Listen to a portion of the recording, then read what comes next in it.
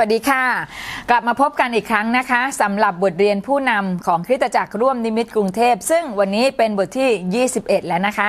บทที่21ในวันนี้เป็นเรื่องของคุณลักษณะผู้นำแบบ G12 นะคะเป็นเรื่องของลักษณะผู้นำแบบ G12 ซึ่งเนื่องจากมีคุณลักษณะที่ยาวมากถึง22ประการดังนั้นเราจะแบ่งครึ่งนะคะวันนี้เป็นตอนที่21แต่ว่าเป็นตอนที่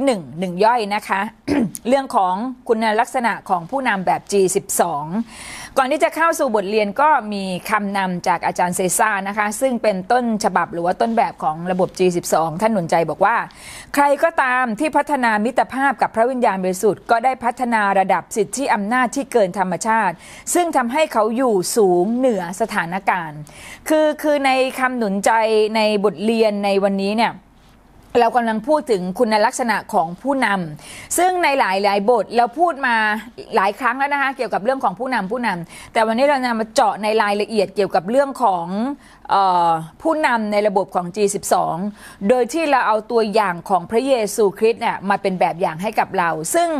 หมายความว่าลักษณะต่างๆที่จะเกิดขึ้นน่ะมันเป็นลักษณะเหนือธรรมชาติของมนุษย์โดยทั่วไปแต่มันก็สามารถเป็นไปได้ด้วยการที่ชีวิตของผู้นำคนนั้นๆเนี่ยได้พัฒนามิตรภาพระหว่างเขากับพระวิญญาณบริสุทธิ์พระเจ้าสามารถทำให้เรามีคุณลักษณะแบบเดียวกับองค์พระเยซูคริสต์ได้แต่ทั้งนี้ทั้งนั้นทั้งหมดมันเป็นเรื่องที่ต้องใช้เวลาอย่างต่อเนื่องวันนี้เรามาดูด้วยกันก่อนดีกว่านะคะว่าคุณสมบัติหรือว่าคุณลักษณะแบบผู้นำแบบ G12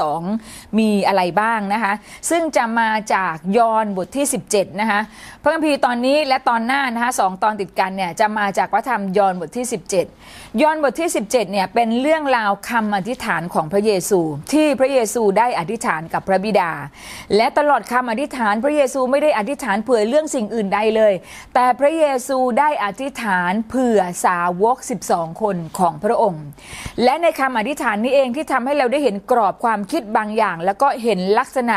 โดดเด่นบางอย่างของพระเยซูสาวก12คนคือทีมที่พระเยซูสร้าง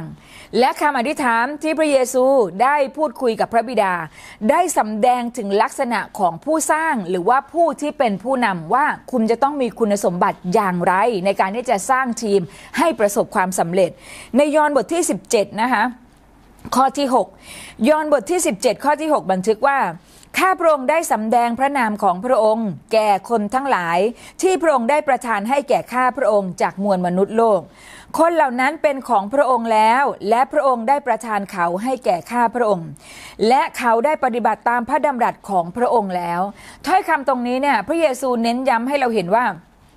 พระเยซูพูดชัดเจนเลยว่าสาวก12คนเนี่ยไม่ใช่ของพระองค์นะแต่เป็นของพระบิดาและพระบิดาได้มอบหมายให้พระองค์เป็นผู้ดูแลก็หนุนใจชีวิตของเราเหมือนกันในฐานะที่เราปฏิบัติรับใช้พระเจ้าในฐานะที่เราเป็นพี่เลี้ยงในฐานะที่เราเป็นผู้นำในฐานะที่เราเป็นหัวหน้าเซลล์หรือเป็นทีมศิษยาภิบาลก็ตามฝูงแกะที่พระเจ้าประทานให้สมาชิกที่พระเจ้าประทานให้ไม่ใช่ของเราแต่เป็นของพระบิดาและพระบิดาได้ทรงประทานให้กับเราทั้งหลายหน้าที่ของเราคือการทำนุบำรุงหน้าที่ของเราคือการเลี้ยงดูหน้าที่ของเราคือการปกป้องและพยายามอย่างดีที่สุดเพื่อให้ทีมที่พระเจ้าประทานมาให้เนี่ยมีศักยภาพสูงสุดในการปฏิบัติรับใช้พระเจ้าต่อไปหรือสร้างทีมต่อไปนะคะคราวนี้เรามาดูด้วยกันว่า10ประการแรกนะคะสำหรับตอนที่10ประการแรกสำหรับตอนที่1ว่าเราจะมีคุณลักษณะผู้นำแบบ G12 โดยเทียบเคียงกับสิ่งที่เป็นตัวตนของพระเยซูมีอะไรบ้างประการที่1ค่ะประการที่1ก็คือว่าจะต้องเป็นบุคคลแห่งความเชื่อประการที่1นะคะเป็นบุคคลแห่งความเชื่อพระคัมภีร์ยอห์นบทที่17ข้อที่7บันทึกว่าบัดนี้เขาทั้งหลายรู้ว่าทุกสิ่งที่พระองค์ได้ประทานแก่ข้าพระองค์นั้นมาจากพระองค์คือพระเยซูบอกเลยว่าทุกสิ่งที่พระเยซูได้มาก็ล้วนแล้วแต่มาจากพระบิดาและพระเยซูใช้ชีวิตอยู่ในโลกนี้ด้วยการสำแดงความเชื่อในพระเจ้าบรรดาสาวกเนี่ยยอมรับว่าพระเยซูได้พึ่งพาพระเจ้าด้วยสิ้นสุดใจคือขนาดระดับของพระเยซูที่พระองค์ทรงเป็นพระเจ้าเนี่ยพระองค์ยังมีช่วงเวลาของการอธิษฐานกับพระบิดาดังนั้นวิถีชีวิตของพระเยซูสะท้อนออกมาชัดเจนถึงการเรียนรู้ที่จะพึ่งพาในพระเจ้าและนี่คือคุณสมบัติ ที่กล่าวได้ว่าเป็นคุณสมบัติของบุคคลที่เต็มไปด้วยความเชื่อเราดำเนินชีวิตในโลกนี้ไม่ใช่ด้วยสิ่งที่ตามองเห็นแต่ด้วยความเชื่อคือสิ่งที่ตามองไม่เห็นแต่เพราะเรามีความเชื่อเราขับเคลื่อนชีวิตเราขับเคลื่อนคริสตจักรด้วยความเชื่อพระเจ้าสามารถทำให้สิ่งที่มองไม่เห็นกลายเป็นสิ่งที่มองเห็นได้อาทิเช่นเวลานี้หลายคนยังไม่มีทีมที่เป็นเรื่องเป็นราวแต่โดยความเชื่อและการลงมือทำอย่างต่อเนื่องเราสามารถมีทีมได้นี่คือสิ่งที่พระเจ้าหนุนใจเราว่าถ้าเราจะเป็นผู้นำที่ประสบความสำเร็จหรือว่าเป็นผู้นำในแบบของ G12 เนี่ยสิ่งหนึ่งที่เราจะต้องมีก็คือว่าเราต้องเป็นบุรุษแห่งความเชื่อเป็นสตรีแห่งความเชื่อแล้วเราจะสามารถทำสิ่งต่างๆเหนือธรรมชาติเหมือนอย่างที่พระเยซูได้ทรงกระทำอันนี้ประการแรกนะคะเอาล่ะเรามาดูประการที่2คุณสมบัติประการที่2คืออะไรคุณสมบัติประการที่2ก็คือว่าจะต้องเป็นบุคคลที่สัตย์ซื่อต่อสิ่งที่สื่อสารออกไปนะคะประการที่2จะต้องเป็นบุคคลที่สัตย์ซื่อต่อสิ่งที่สื่อสารออกไปในยอห์นบทที่17ข้อที่8บันทึกว่าเพราะว่าพระดำรัสที่พระองค์ประทานให้แก่ข้าพระองค์นั้นข้าพระองค์ได้ให้แก่เขาแล้วและเขาได้รับไว้และเขารู้แน่ว่าข้าพระองค์มาจากพระองค์และเขาเชื่อแล้วว่าพระองค์ได้ทรงใช้ข้าพระองค์มาอันนี้เป็นสิ่งที่พระเยซูได้สอนสาวกต่อไปอีกนอกจากบอกว่าสาวกเนี่ยมาจากพระเจ้าประทานมาให้แล้วนะคะแล้วก็ประการที่2ก็คือว่าพระเยซูสัตย์ซื่อกับทุกคำที่ได้สื่อสารออกไปกับสาวกผู้นำต้องสัตย์ซื่อในสิ่งที่เขาได้สื่อสารกับทีมแล้วก็ผู้นำจำเป็นจะต้องสื่อสารสิ่งที่มาจากพระเจ้าสื่อสารสิ่งที่มาจากพระเจ้าไม่ใช่สิ่งที่เราต้องการพูดกับทีมแต่ต้องเป็นสิ่งที่พระเจ้าต้องการพูดกับทีมโดยใช้ปากของเราเป็นอุปกรณ์ในการสื่อสารดังนั้นเวลาที่เราจะสอนเวลาที่เราจะสร้างทีมเราต้องไม่ใช่สอนหรือว่าสร้างทีมภายใต้ความคิดของมนุษย์นิมิตของมนุษย์ปรัชญาของมนุษย์ปัญญาของมนุษย์แต่เราจำเป็นที่จะต้องสัตย์ซื่อในการที่จะรับมอบพันธะหรือฉันทะที่มาจากพระเจ้าพระเจ้าต้องการพูดอะไรกับคนของพระเจ้าเราเอาสิ่งนั้นมาพูดกับทีมเราจะต้องสัตย์ซื่อในสิ่งเหล่านี้นะคะเพราะว่าคนที่พระเจ้าเข้มงวดมากที่สุดก็คือคนที่เป็นผู้รับใช้พระเจ้านี่แหละเราจำเป็นจะต้องถวายรายงานกับพระเจ้าอย่างเข้มงวดในเรื่องนี้นะคะเอาล่ะประการที่3สิ่งที่พระเจ้าได้หนุนใจเราจากคุณลักษณะของพระเยซูเป็นภาพสะท้อนของลักษณะผู้นำใน G12 ประการที่3ก็คือว่าเป็นบุคคลที่อธิษฐานเพื่อทีมของเขาอยู่เสมอเป็นบุคคลที่อธิษฐานเพื่อทีมของเขาอยู่เสมอในยอห์นบทที่17นะคะข้อที่9บอกว่าข้าพระองค์อธิษฐานเผื่อเขาข้าพระองค์ไม่ได้อธิษฐานเผื่อโลกแต่เพื่อคนเหล่านั้นที่พระองค์ได้ประทานแก่ข้าพระองค์เพราะว่าเขาเป็นของพระองค์ข้อนี้เนี่ยหนุนใจเรานะในการที่เราจะเป็นทีมในการที่เราจะเป็นผู้นำในแบบ G12 และสามารถสร้างทีมได้ผู้นำจำเป็นจะต้องเอาใจใส่ดูแลทีมงานผ่านคำอธิษฐานเสมอคำนี้เราจะได้ยินจากคุณพ่อว่าคุณพ่ออธิษฐานเผื่อเราเสมอเฉพาะเจาะจงเลยเป็นรายบุคคลผู้นำเนี่ยจำเป็นที่จะต้องอธิษฐานเผื่อทีมนะคะผ่านคำอธิษฐานของเราการอธิษฐานหรือว่าคำอธิษฐานที่ผู้นำอธิษฐานเผื่อทีมเนี่ยมันเป็นภาพสะท้อนเปรียบเหมือนเรากำลังสร้างกำแพงอ่ะบ้านไหนที่ไม่มีกำแพงบ้านนั้นขโมยขโจรมันก็เข้าได้ง่ายชีวิตของใครที่ไม่มีกำแพงฝ่ายวิญญาณที่มาจากพระเจ้าเนี่ยขโมยขโจรมันก็เข้าง่ายเช่นเดียวกันขโมยขโจรหมายถึงอะไรหมายถึงมารซาตานนั่นแหละมันมาเพื่อลักฆ่าแล้วก็ทำลายแต่ว่าสำหรับเปอร์เซ็นต์ของคนที่มีกำแพงหลายๆชั้นหรือว่ากำแพงสูงหรือว่ากำแพงที่แน่นหนาในการที่มารซาตานหรือว่าขโมยขโจรจะมาทำลายเนี่ยมันก็ยากดังนั้นเนี่ยลักษณะของผู้นำในแบบ G12 จำเป็นอย่างยิ่งที่เราจะต้องอธิษฐานเผื่อทีมงานของเราเสมอเพราะสิ่งเหล่านั้นเป็นเหมือนการสร้างรั้วรอบขอบชิดที่จะโอบล้อมชีวิตของสาวกของเราให้อยู่ในความปลอดภัยที่มาจากพระเจ้าเขาจะไม่ถูกโจมตีได้ง่ายนะคะอันนี้สิ่งที่เราจำเป็นมากที่จะต้องอธิษฐานเผื่อทีมแล้วก็ประการที่4นะคะคุณสมบัติประการที่4ก็คือว่าจะต้องเป็นบุคคลแห่งการเกิดผลหรือว่าเป็นบุคคลที่มีการเกิดผลคือเวลาที่พระเจ้าจะใช้ใครพระเจ้าจะเลือกใครเนี่ยจำเป็นอย่างยิ่งที่คนคนนั้นจะต้องมีการสำแดงออกถึงการเป็นสาวกนั่นก็คือการเกิดผลเราจะไม่สามารถเลือกสร้างทีมจากคนที่เราชอบหรือว่าคนที่เราสนิทแต่เขาไม่สามารถเกิดผลเขาไม่สามารถยอมรับการสร้างได้สิ่งเหล่านี้มันเป็นสิ่งที่เราจะต้องพินิจพิจารณานะคะประการที่4คือเราจะต้อง คนที่เป็นผู้นำเนี่ยจะต้องเป็นคนที่เกิดผลในยอห์นบทที่17ข้อที่10บอกว่าทุกสิ่งซึ่งเป็นของข้าพระองค์ก็เป็นของพระองค์และทุกสิ่งซึ่งเป็นของพระองค์ก็เป็นของข้าพระองค์และข้าพระองค์มีเกียรติในสิ่งเหล่านั้น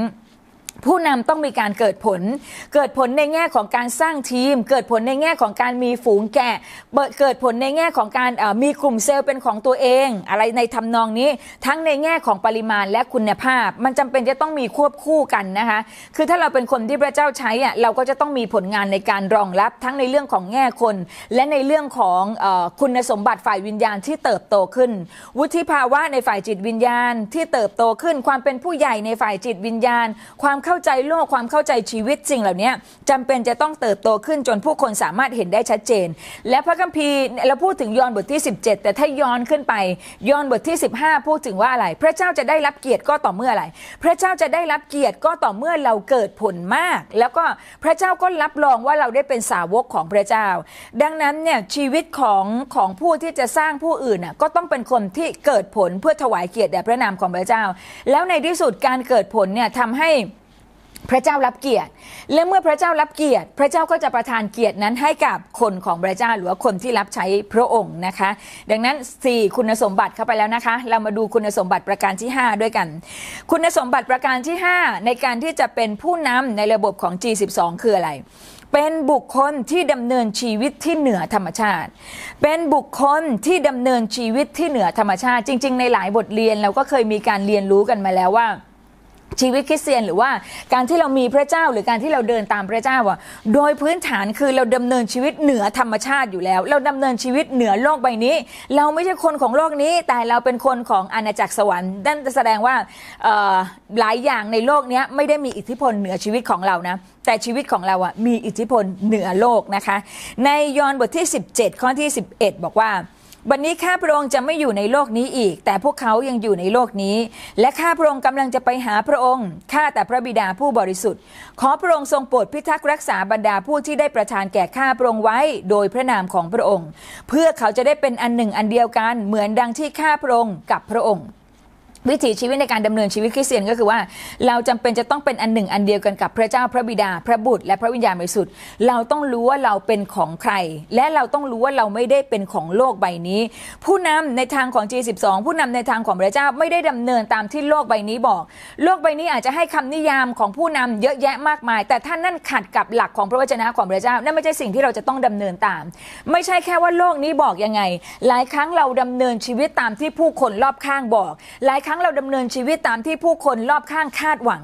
แต่หลักการในการที่จะเป็นผู้นำที่แท้จริงในทางของพระเจ้าไม่ใช่สิ่งที่โลกบอกไม่ใช่สิ่งที่คนที่อยู่ในโลกบอกแต่สิ่งที่เบื้องบนบอกเราต่างหากสิ่งที่พระเยซูบอกเราต่างหากนั่นคือวิถีชีวิตที่เราจะต้องเดินตาม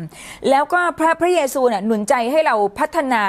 สิทธิอำนาจข้ามจากโลกฝ่ายธรรมชาติไปสู่โลกที่เหนือธรรมชาติทำในสิ่งอัศจรรย์อย่างที่พระเยซูทำได้มันไม่ใช่โดยเราแต่มันโดยพระเจ้าย้อนกลับไปคำหนุนใจจากอาจารย์เซซ่าถ้าเราพัฒนามิตรภาพระหว่างเรากับพระวิญญาณบริสุทธิ์ความเข้มข้นระหว่างเรากับพระเจ้ามันจะนำให้ชีวิตของเราลอยสูงเหนือธรรมชาติโดยที่เราคาดไม่คิดเลยค่ะและนี่คือวิถีชีวิตอันอัศจรรย์ซึ่งมันทำให้คนที่เขาไม่ได้เชื่อพระเจ้าแล้วเขาเห็นมิตินี้ในชีวิตของเรามันจะทำให้คนอยากรู้อยากติดตามในเรื่องของพระเจ้าและนี่เป็นคุณสมบัติสำคัญที่คนที่เป็นผู้นำจะต้องดำเนินไปตามนี้ก็คือมีชีวิตที่เหนือธรรมชาติแล้วก็พาคนให้เข้าไปสู่การอัศจรรย์ที่มาจากพระเจ้าแล้วก็มีความเชื่อว่าวิถีชีวิตเหนือธรรมชาติหมายถึงเราจะมีอำนาจเหนือความมืดเราจะมีอำนาจเหนือความบาปเราจะมีอำนาจเหนือการทำลายเราจะมีอำนาจเหนือฤทธิ์อำนาจของมารซาตานนะคะฟังดูเหมือนเวอร์นะแต่จริงๆแล้วก็คือมันคือเรื่องจริงที่เกิดขึ้นในวิถีชีวิตของเรานี่แหละเอาล่ะเรามาดูประการที่6ด้วยกันนะคะประการที่6ก็คือว่าเป็นบุคคลที่ปกป้องสาวกทั้ง12คนของเขาประการที่6นะคะเป็นบุคคลที่ปกป้องสาวกทั้ง12คนของเขาหลักการที่พระเยซูได้กระทำต่อ ต่อสาวกของพระองค์ก็คือเป็นหลักที่เราจะต้องทำกับทีมหรือว่าลูกแกะที่พระเจ้าได้ทรงประทานให้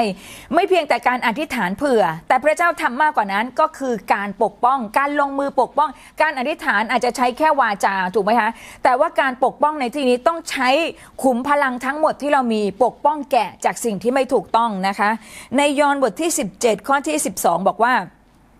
เมื่อข้าพระองค์ยังอยู่กับคนเหล่านั้นข้าพระองค์ก็ได้พิทักษ์รักษาพวกเขาผู้ซึ่งพระองค์ได้ประทานแก่ข้าพระองค์ไว้โดยพระนามของพระองค์และข้าพระองค์ได้ปกป้องเขาไว้และไม่มีผู้หนึ่งผู้ใดเสียไปนอกจากลูกแห่งความพินาศเพื่อให้เป็นจริงตามข้อพระธรรมอันนี้คือสิ่งที่พระเจ้าได้รายงานถวายรายงานกับพระบิดาบอกว่าพระองค์ได้ทรงปกป้องคนของพระเจ้าไว้พิทักษ์รักษาไม่ให้เขาพินาศมันเป็นสิ่งที่เราควรจะทำแบบเดียวกันจริงๆในพระธรรมกิจการก็บอกว่าฝูงแกะที่อยู่ในการดูแลของเราพระเจ้ามอบให้กับเรานะคะและพระเจ้ามอบให้กับเราเพราะพระเจ้าวางใจว่าเราจะสามารถปกป้องดูแลฝูงแกะนั้นได้แล้วในช่วงนี้เป็นเวลาวาระเป็นยุคสุดท้ายเป็นยุคที่แบบการเสด็จกลับมาของพระเจ้าใกล้มาแล้วเนี่ยมันเป็นเฮือกสุดท้ายที่มารซาตานจะทำงานดังนั้นมันจะดิ้นสุดแรงแล้วมันก็จะทำสุดฤทธิ์เท่าที่มันสามารถทำได้ดังนั้นหน้าที่ของเราก็คือว่าทำทุกวิถีทางในการปกป้องฝูงแกะในช่วงเวลานี้คำสอนที่ผิดเพี้ยนหรือว่าลัทธิเทียมเท็จก็กำลังระบาดแล้วก็จะมีอีกหลายอย่างที่จะทำให้แกะของพระเจ้าหลงทางไปหน้าที่ของผู้นำคือต้องปกป้องฝูงแกะเหมือนกับที่เขาเรียกว่าอะไรเหมือนกับที่กษัตริย์ดาวิดได้ปกป้องฝูงแกะที่พระเจ้าได้ทรงประทานให้นั่นแหละทำไมพ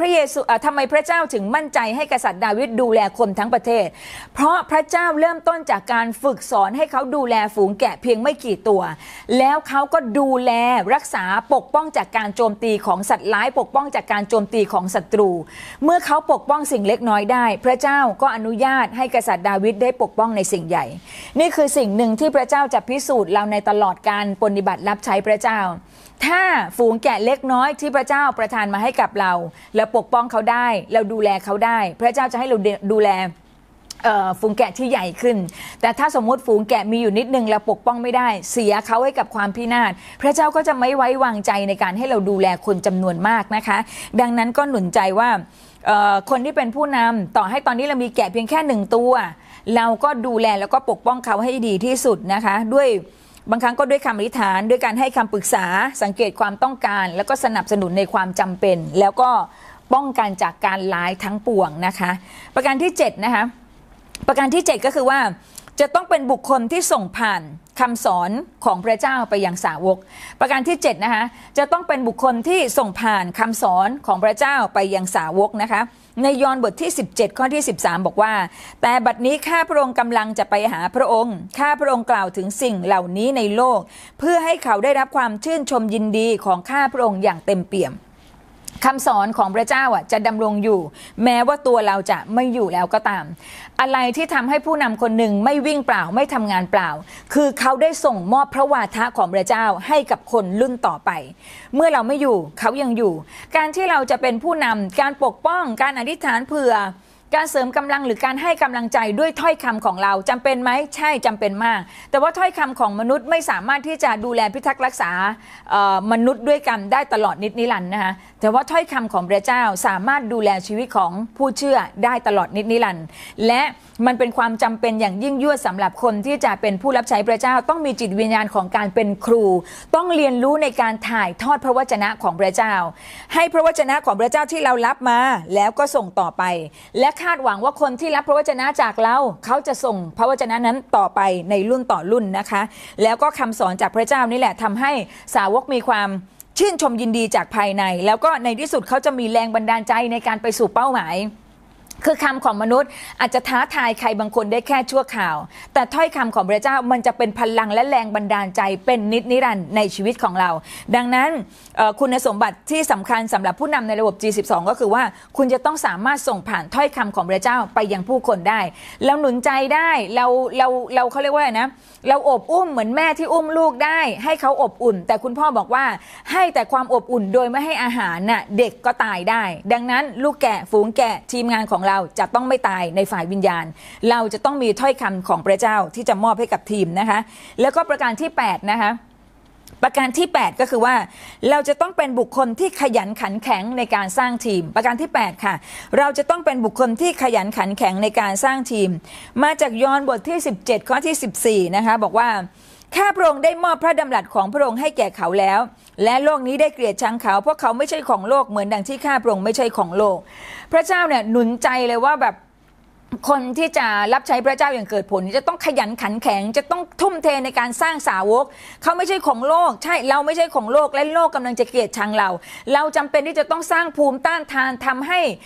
ฝูงแกะหรือว่าทีมงานที่เราได้รับมอบหมายมาเนี่ยให้เขาได้มีความเข้มแข็งในทางของพระเจ้าและมี3สเต็ปในการสร้างทีมนะคะมี3สเต็ปในการสร้างทีม G12 ก็คือว่าสเต็ปที่1คือสเต็ปของการเป็นทารกเวลาที่ผู้เชื่อใหม่ไม่ว่าคุณจะเป็นใครอายุเท่าไหร่มีอะไรเขาเรียกว่าอะไรนะมียศตำแหน่งแบบไหนก็แล้วแต่ทันทีที่เชื่อเท่ากับเป็นทารกคุณต้องเรียนรู้โลกใบใหม่ที่คุณไม่เคยเจอมาก่อน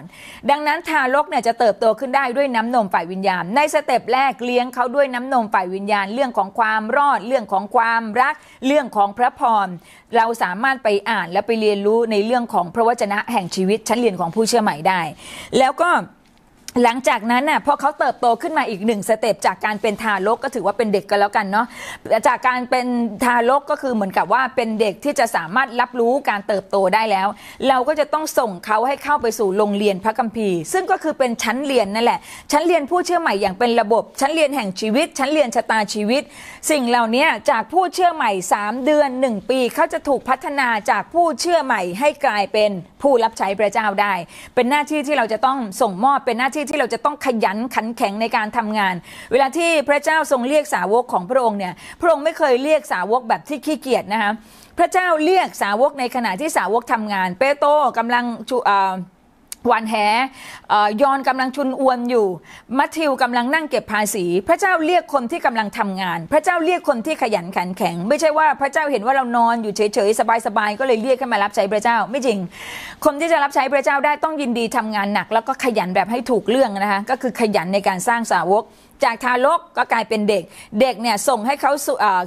สู่ชั้นเรียนแล้วหลังจากนั้นก็จะกลายเป็นผู้ใหญ่สเต็ปที่3ก็คือการเป็นผู้ใหญ่การเป็นผู้ใหญ่ก็คือว่า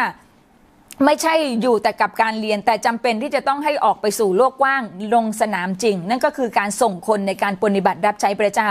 ให้เขาลองประกาศให้เขาลองเป็นพยานให้เขาลองเป็นหัวหน้าเซลล์ให้เขาได้ลองรับใช้พระเจ้าแล้วเขาจะรู้ว่าอ๋อสนามรบฝ่ายวิญญาณมันเป็นแบบนี้นี่เองและประสบการณ์ตรงในการปฏิบัติรับใช้พระเจ้าจะทำให้ชีวิตของเขามีความเข้มแข็งแล้วก็ถ้าเขาผ่านบททดสอบที่มาจากพระเจ้าเขาก็จะเป็นผู้นำรุ่นต่อไปที่จะไปสร้างคนอื่นให้เป็นแบบเดียวกับเขาได้ประการที่9นะคะประการที่9ลักษณะประการที่9ก็คือว่าจะต้องเป็นบุคคลที่เสริมกำลังทีมงานของเขาประการที่9จะต้องเป็นบุคคลที่เสริมกำลังทีมงานของเขาในยอห์นบทที่17ข้อที่15นะคะข้าพระองค์ไม่ได้ขอให้พระองค์เอาเขาออกไปจากโลกแต่ขอปกป้องเขาไว้ให้พ้นจากมารร้ายไม่เพียงแต่การอธิษฐานเผื่อหรือว่าปกป้องในรูปแบบต่างๆแต่สิ่งที่ผู้นำจะต้องทำเพิ่มเติมก็คือการเสริมกำลังสมาชิกการเสริมกำลังทีมงานให้เขาสามารถมีชัยชนะเหนือการทดลองในโลกนี้ได้แล้วก็ปกป้องเขาไว้ด้วยคำอธิษฐานอยู่เสมอนี่คือสิ่งที่ผู้นำจะต้องทำนะคะผู้นำจะต้องไม่ทำลายกำลังใจของทีมแต่ว่าผู้นำจะต้องเสริมกำลังทีมให้เขามีความเข้มแข็งมันมีบางช่วงเวลาที่บางคนอ่อนแอแต่ก็จะมีบางช่วงเวลาที่บางคนเข้มแข็งนี่เป็นเหตุที่ทำไมจะทำให้เราจำเป็นจะต้องใช้ชีวิตอยู่ร่วมกันและทำไมจำเป็นที่จะต้องให้เรามีทีมงานที่มากเอาไว้ก่อนมีทีมงานที่น้อยถ้าคุณมีทีมงานเพียงแค่1เดียวแล้ววันหนึ่งทีมงาน1เดียวของคุณเกิดความอ่อนแอท้อแท้ท้อถอยแล้วเขาจากไปคุณก็จะไม่เหลืออะไรรายงานพระเจ้าแต่สมมติคุณมี2มี3มี4มี5จนกระทั่งพัฒนาไปถึง12ในแบบเดียวกับพระเยซูต่อให้10คนล้มลงคุณยังมีอีก2คนที่จะสามารถยืนหยัดได้คุณก็จะไปต่อได้แต่โดยพื้นฐานแล้ว10คนจะไม่ไปพร้อมๆกันแล้วค่ะแต่เพียงแต่เป็นการหนุนใจว่าถ้าเราสร้างทีมใหญ่โอกาสในการที่เราจะหนุนใจแล้วก็เสริมสร้างกันพยุงกันให้ลุกขึ้นมาน่ะมันง่ายกว่าการที่เรามีทีมน้อยนะคะโอเคแล้วก็ประการสุดท้ายสำหรับตอนนี้ก็คือว่าเป็นประการที่10นะคะ เราจะต้องเป็นบุคคลที่มีความเชื่อมั่นในการประพฤติของสาวกเราจะต้องเป็นบุคคลที่มีความเชื่อมั่นในการประพฤติของสาวกในยอห์นบทที่17ข้อที่16บอกว่าเขาไม่ใช่ของโลกเหมือนดังที่ข้าพระองค์ไม่ใช่ของโลกประโยคนี้ปรากฏ2 ครั้งในคำอธิษฐานของพระเยซูครั้งแรกเนี่ยสาวกสอบไม่ผ่านปราบมารซาตานไม่ได้แต่พออีกครั้งหนึ่งสาวกสอบผ่านปราบมารซาตานได้มันทำให้ระดับจิตวิญญาณของเขาเขาเรียกว่าอะไรนะมีชัยชนะเพิ่มมากขึ้นน่ะมีชัยชนะมีความฮึกเหิมมากขึ้นและทุกครั้งที่เรามีชัยชนะมากขึ้นในการทดลองหรือว่าในการทดสอบการเจิมของพระเจ้าก็จะมีมากขึ้นเหมือนกับพระเยซูคริสต์ตอนที่ถูกเผชิญการทดสอบการทดลองพอพระเยซูคริสต์ผ่านเนี่ยการเจิมมันจะมีมากขึ้นเป็นดับเบิลเหมือนกันกับชีวิตของเราเวลาเราอาจจะมีบางช่วงเวลาที่เราไม่ได้ผ่านตั้งแต่ตอนต้นแต่พระเจ้าไม่เคยยอมแพ้พระเจ้ามั่นใจในเราพระเจ้าให้โอกาสเราจนกระทั่งครั้งที่2เราผ่านครั้งที่3เราผ่านครั้งที่4เราผ่านเราจะเข้มแข็งมากขึ้นเรื่อยๆพลังแห่งการเจิมมันจะมากขึ้นเรื่อยๆและสิ่งนี้หนุนใจเราว่าพระเยซูไม่เคยหมดหวังกับสาวกของพระองค์ดังนั้นเวลาที่เราสร้างทีมเวลาเนี้ยสาวกหลายคนหรือว่าทีมหลายคนอาจจะทำให้เรารู้สึกอ่อนแอท้อแท้เหลือเกินล้มบ่อยจังไม่ลุกขึ้นมาสักทีแต่เราต้องไม่หมดหวังในตัวเขานะคะเราต้องเชื่อมั่นในความประพฤติของสาวกครั้งที่1เขาล้มไม่เป็นไรเราให้โอกาสเขาครั้งที่2ครั้งที่3ครั้งที่4เมื่อเราเชื่อมั่นในเขาเขาก็จะเชื่อมั่นในเราและพระเจ้าจะทำให้ทีมของเราเนี่ยเติบโตขึ้นมาได้แล้วสาวกก็จะมีการเจิมที่มาจากพระเจ้านะคะดังนั้นถ้าจะเป็นผู้นำหรือว่าเป็นทีมในการสร้างทีม G12 เนี่ยจำเป็นอย่างยิ่งที่จะต้องเชื่อมั่นในการประพฤติของสาวกนะคะมั่นใจในผู้ที่เราสร้างทบทวนนะคะว่าวันนี้10ประการมีอะไรบ้างที่เป็นคุณลักษณะแบบผู้นำ G12 โดยเทียบเคียงกับพระเยซูคริสต์เฉพาะจากพระคำยอห์นบทที่17นะคะ1ต้องเป็นบุคคลแห่งความเชื่อ2ต้องเป็นบุคคลที่สัตย์ซื่อต่อสิ่งที่สื่อสารออกไป3ต้องเป็นบุคคลที่อธิษฐานเผื่อทีมอยู่เสมอ4ต้องเป็นบุคคลที่เกิดผล5ต้องเป็นบุคคลที่ดำเนินชีวิตเหนือธรรมชาติ6ต้องเป็นบุคคลที่ปกป้องสาวก7ต้องเป็นคนที่ส่งผ่านคำสอนของพระเจ้า8ต้องเป็นบุคคลที่ขยันขันแข็งในการสร้างทีม9ต้องเป็นบุคคลที่เสริมกำลังทีมและ10เป็นบุคคลที่เชื่อมั่นในการประพฤติของทีมนะคะให้เราอธิษฐานด้วยกันข้าแต่พระเจ้าพระบิดาเราขอบคุณสำหรับพระวจนะแบบอย่างแนวทางของพระเยซูคริสต์ในการที่เราจะสร้างทีมขอคุณในลักษณะอย่างพระเยซูคริสต์จะปรากฏชัดในชีวิตของเราให้เราได้สามารถสร้างทีมเพื่อที่จะถวายเกียรติพระเจ้าเพื่อการงานของพระเจ้าคงอยู่และพระเจ้าจะได้รับเกียรติผ่านชีวิตของเราและทั้งหลายจึงร่วมใจการอธิษฐานในพระนามพระเยซูคริสต์เจ้าอาเมนเดี๋ยวเรามาต่อในตอนที่22นะคะจะเป็นตอน2เพราะว่ายังมีอีกประมาณ11ประการที่เราจะต้องเรียนรู้ต่อไปนะคะพระเจ้าอวยพรค่ะ